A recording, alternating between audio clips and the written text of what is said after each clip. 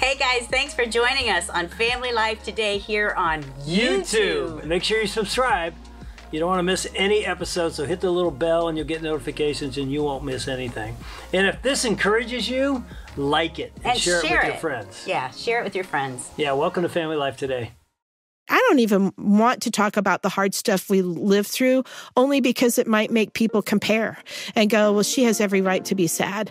Well, so do you, in whatever thing is going on in your life. For me, and this is just us, we have found that living life honestly next to each other has been the most helpful thing.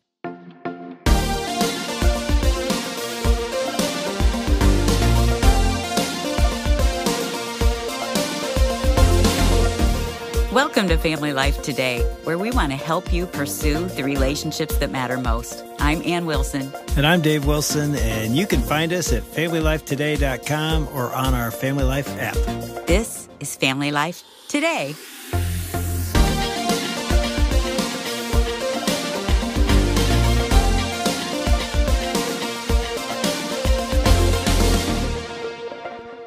One of the things you talk about quite often is that I'm joyful. Football?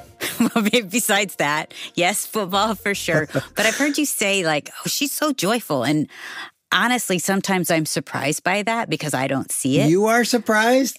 Yeah, I am surprised. Like, really? Do you see that? Well, you're number one strength finder. Number two. Number two? Yeah. I think it's number one. Strength finders is wrong. I'm right. What do they know from a test? But it's positivity.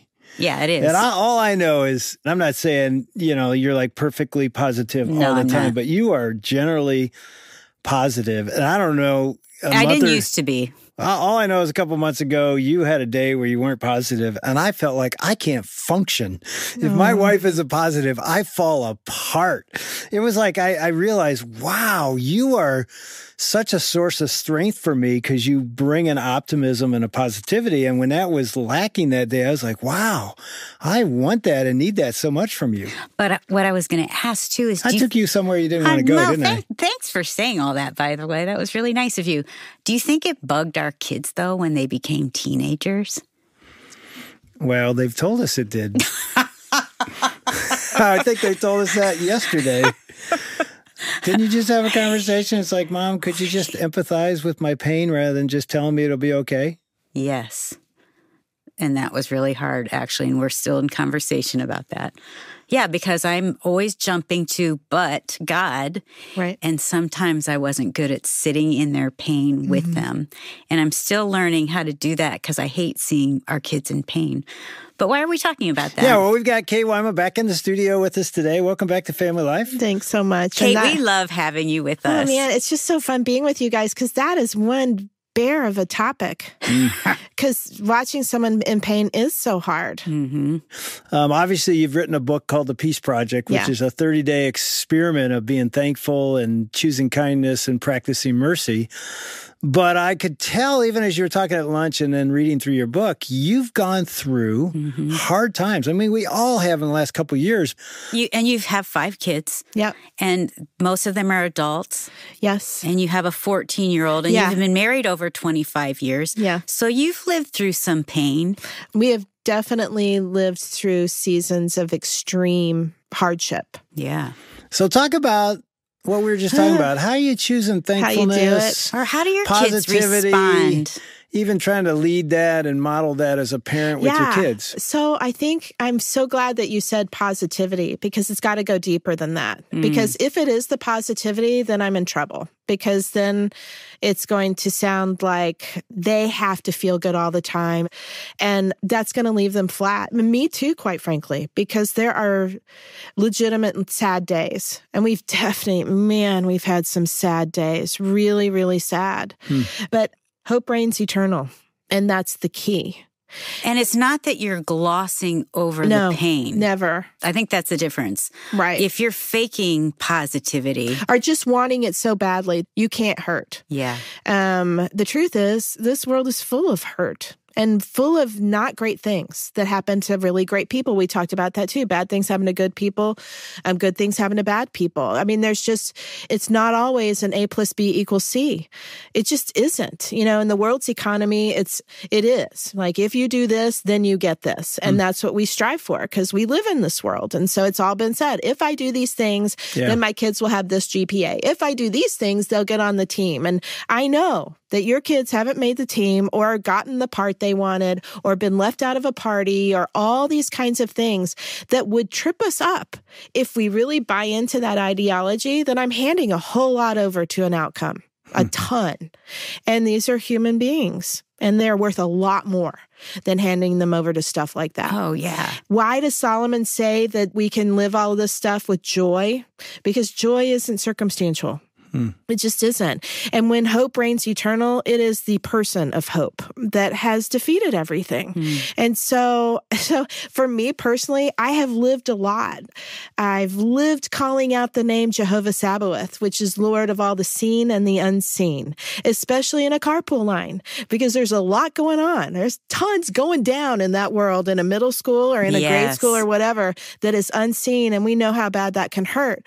And to be able to put it in the place of the one who all of that bows to, that changes things. So that when that kid gets in the car, that stuff is real and it's legit, but it doesn't own them. So what's that like? We talked earlier about how you started this 30-day project and you brought your kids into it. I did, yeah. And so let's say, you're practicing thankfulness. Right. And you've got a middle schooler that climbs in the car that just had a terrible day. Yes, I might have done that, Anne. I think it was on our first day, actually. Was it? I'm not kidding, because I figured that the kindness might be hard. I knew that kid, the middle schooler, had no clue what mercy was, because I'm not sure I did either.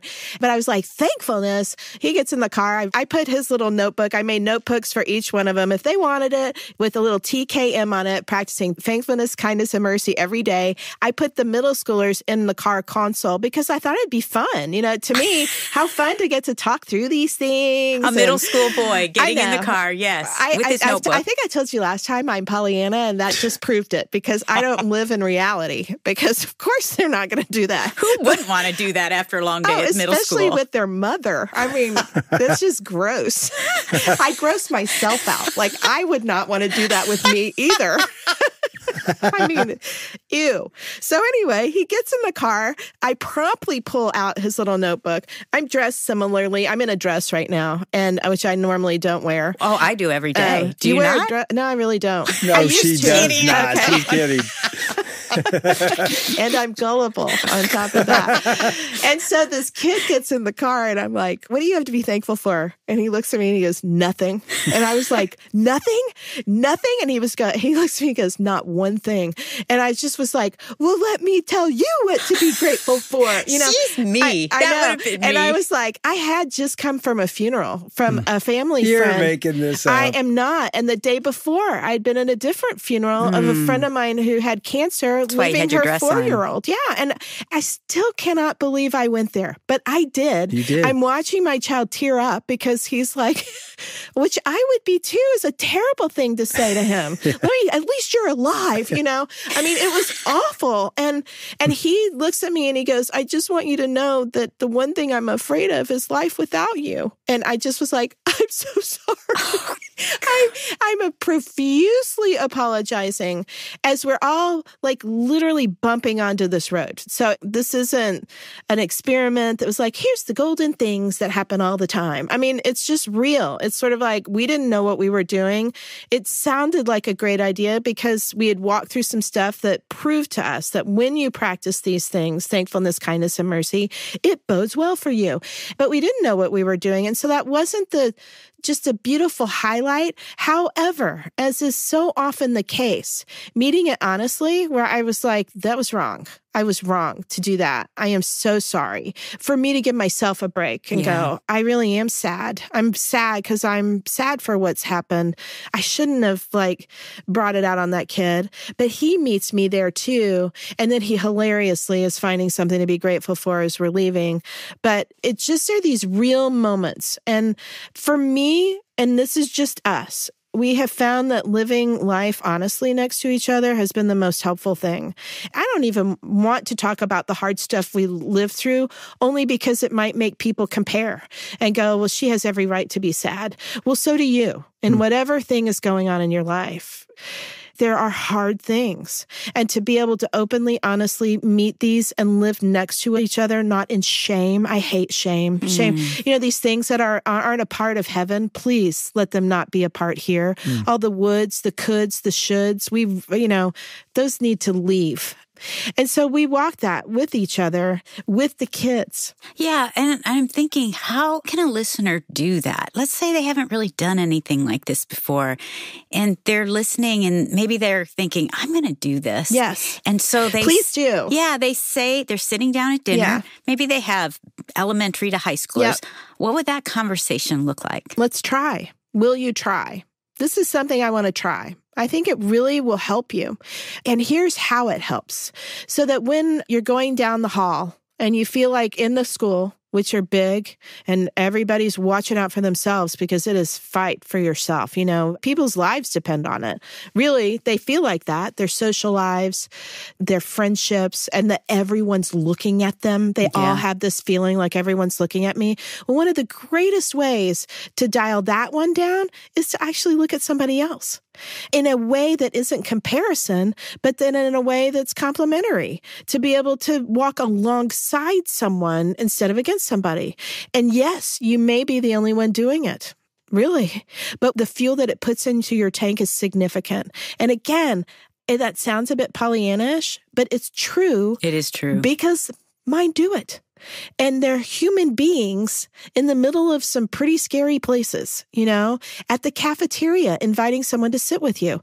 Well, that could be social suicide. This is a human being that so desires to be seen and to be known, just to have their name spoken. Just speak somebody's name. Listen to someone. Listening is one of the biggest acts of kindness that we can ever do. Listening to hear.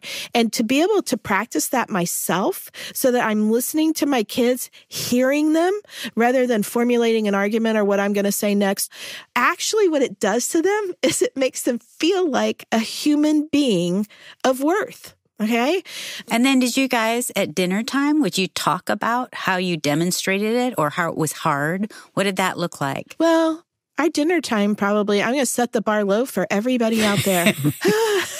Good. We don't normally sit down at the table together. There was periods that we did do that, but as our kids got older, that wasn't really possible. And so our dinner time can often look like we're just on the couches, Yeah. So I talk to them whenever I can. So you just take whatever opportune moment you have. And Anne, when years ago, I quit carpooling with people. I just decided that those moments of being able to talk to kids, especially a boy, were so rich that I never cared if they didn't speak, but I didn't want anybody else in the car that was not in our family just for those times. We did the same thing with family vacations. We stopped having their friends come for a while. Because it seems selfish, but it really... we had some of the deepest conversations that maybe you wouldn't really have. Helpful. Yeah, and there's something about being in the car, too. Yes. I mean, you're not looking at each other, so good stuff can happen in the car. Silence might happen in the car. You're sitting next to each other. You're in the same space, so there's something good happening no matter what. Super inconvenient for me, but I have for years worked everything around those carpool times so that I could have those to be just exclusively for them. And that may not be what everybody does. Choose a few times to be able to just simply be in the car with your kids. You can say something or not say something because it doesn't always have to be a teaching, quote, teaching time, Just listen to them. Ask open-ended questions. What did you think about this without telling them what they think? And the younger you can start doing that, the more they start formulating their own thoughts. And again, it's rehumanizing because most of the things in their world are objectifying them. It comes with grades. It comes with teams. It comes with like where you are on a ladder. Those are just part of life here, but those make a person an object because it's like, if I have an A, I'm okay. If I have an F, I'm not okay. Whatever those things are. And so anything we can do to rehumanize these amazing people that are next to us, that are yours because you can can love them really well, like better than anybody. So do it, because they just want to be loved and they want to be seen and known. And guess what? You do love them. Like we do all this stuff because we love them. Spend time with them and like them too, because they're amazing people. One of the things that we did too is I always had food on the island when they were coming home, because kids just congregate to food. Yeah. And then as they're sitting around just eating, I would just ask some open-ended questions, even about like, how did you feel today at school? And a lot of times boys wouldn't answer that, so I'd kind of have to go incognito and ask some other kinds of things before I went there. But I just wanted to hear how their heart was doing. Yeah. But I like that idea of getting their eyes on somebody else. And that mercy aspect and the kindness.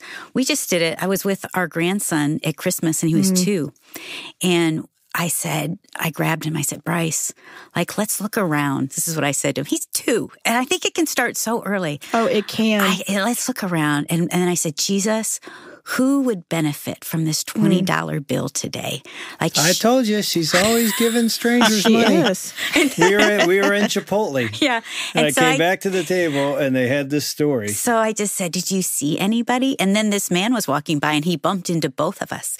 And so I whispered in his ear, oh, that's the man. Oh. And so I said, excuse me, we just wanted you to. And this little 2-year-old, he sticks out his hand and he says, Merry Christmas. Oh. And he hands this man this money.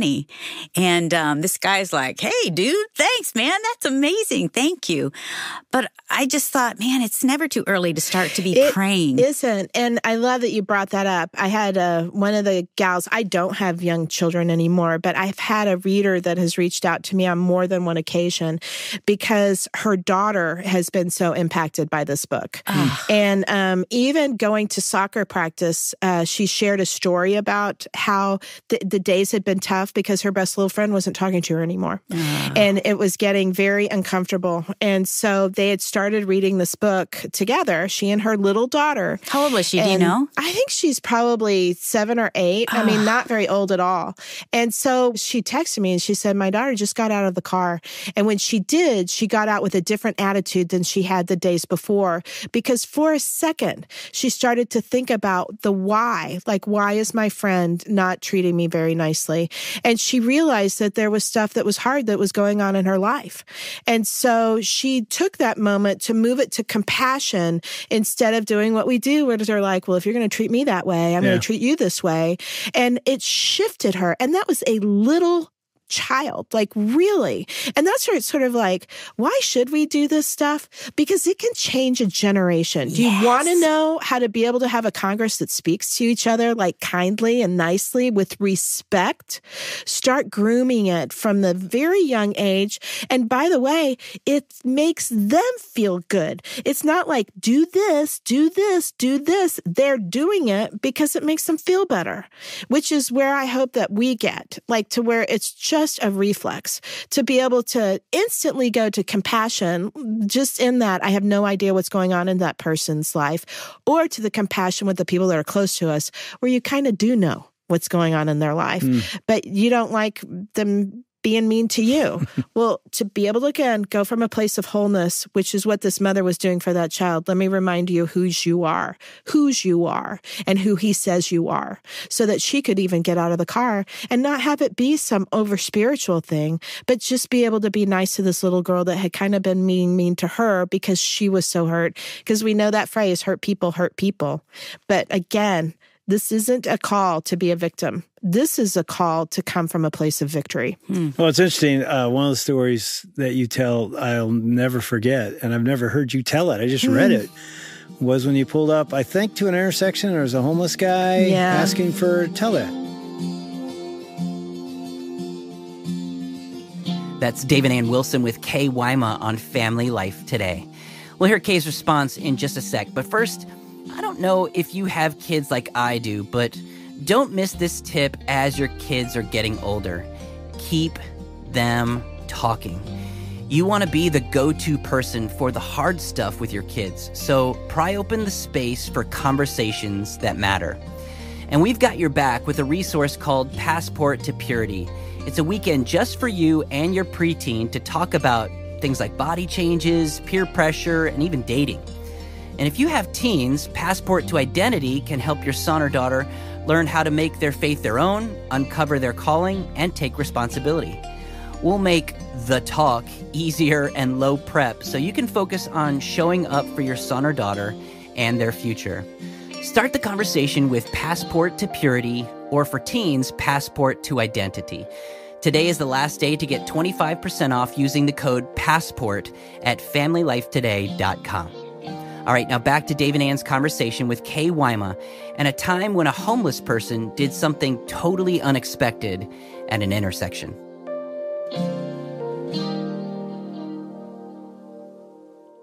Like I said, we've had some periods of really hard days, and a lot of them involving our kids, who I really love, and I really like them. I like them. They're great people. And I was sitting there with one of mine that's very, very hurt. He's had some stuff that has just not been great, that he's on the other side of that. As far as on the other side, he was on the receiving end of things that were not good. And we had been in the car. He was in the car with me. He wasn't saying anything. I was so happy to have him sitting next to me. We pull up to an intersection, and it was during COVID times. And people really are legit having a hard time. People still are having a hard time, even though we're glossing over it and making it look like it's nothing. Inside, just below the surface, there's hard stuff going on in people's lives. We pull up, and there's somebody standing there that was asking for money. And at that period, I really did. I'm like you, Ann. I was like, what have we got? What food do we have? I roll down the window. I'm like, anything we've got is yours. I didn't have anything. I didn't have much. I think I had a $5 bill and maybe a bottle of water. It just wasn't much, whatever it was. And I handed it to him, and I asked him his name, and his name was Tawan. And I just said, Tawan, you know, this is all we've got. I just want you to know that I see you, and I'm sorry for what's going on. And the Lord loves you. And he looked at me, and he said, well, what is your name? Which I've never had that happen before. And I was like, well, my name is Kay. And he said, do you mind if I pray for you? And right there in the intersection, he prayed for me. And he prayed for all that was going on in our lives that he might not know about. And I was so moved by it. I didn't even know what to say. I stood there because right there was like, it was like a piece of heaven was occurring right there in an intersection with two people from very clearly different backgrounds, different situations going on in our lives, but coming together in this way that was so beautiful and rich and powerful that I just wouldn't have expected at an intersection. And so I rolled up the window, and I sat there with my son, and I was floored by it. And so was Tawan as he's waving us by. And I don't know what that did for him, but it certainly did so much for me, because what I needed that day was that prayer that he prayed over me. That's what I needed. And if our little somethings that we gave him was something that he needed, what a beautiful way to have two people be able to connect with each other. And I think that's such a big part of all of this. It's connectedness. It's rehumanizing.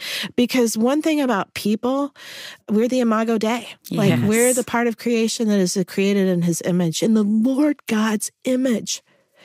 That's a lot of people of great worth that are walking around beside us. Dare we see each other that way and treat each other that way? Yeah, it's interesting, you know, hearing you tell that story. It occurs to me that it's like, in some sense, you hear the story and you think you're going to be a blessing to Tawan.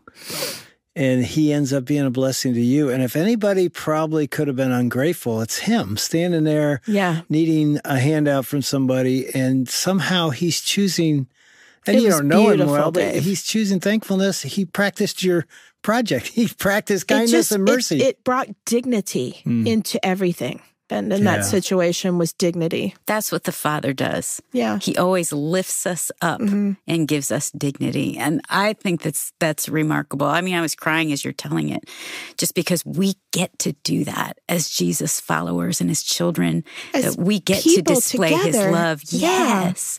And we need each other. We do. We really do.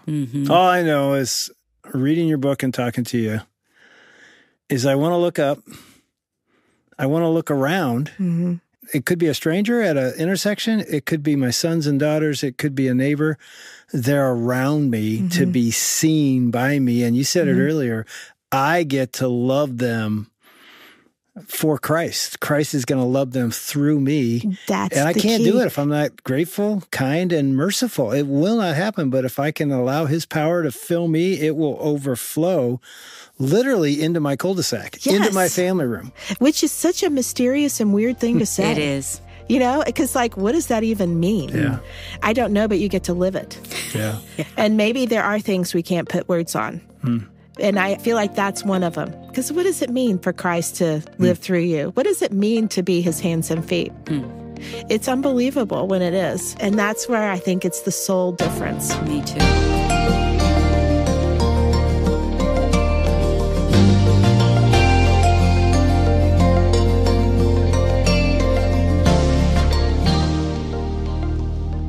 You've been listening to Dave and Ann with Kay Wyma on Family Life Today. Her book is called The Peace Project, a 30-day experiment practicing thankfulness, kindness, and mercy. We'll send you a copy as our thanks when you partner with us by giving at FamilyLifeToday.com. Now, I've got the president of Family Life, David Robbins, here, and, we really need partners in order to see this ministry happen. It is people who make it possible. Isn't that right, David? Yeah, I just want to take a moment and thank those who give generously every month to help Family Life Today and so many other outreaches of Family Life, like website articles and We Can Remember Getaways and our global ministry Thrive. I recently heard from a couple, and the wife told me they've been married 25 years, and she said, we were on the fence. We almost didn't come to the weekend getaway because we were ready to take a break after 25 years of marriage. This weekend was a godsend. God is using your ministry to heal and mend. Praise God for you. And I just want to say, as we hear that comment, I want to thank you. Praise God for you, those of you who are partnering with us and helping one home at a time grow closer to Jesus. Yeah, thanks so much for making this ministry a possibility and a reality. We appreciate you. Again, when you partner with us, we're going to send you a copy of Kay Wyma's book, The Peace Project, as our thank you. You can do that at FamilyLifeToday.com or by calling 800-358-6329. That's 800, F as in family, L as in life, and then the word today. Life's inconveniences, disappointments, and trials can leave us confused and cynical and eventually bitter. Well, how do we overcome all of that? We're going to talk about that next week with Dave and Ann and best-selling author Paul Miller. On behalf of Dave and Ann Wilson, I'm Shelby Abbott. We'll see you back next time for another edition of Family Life Today.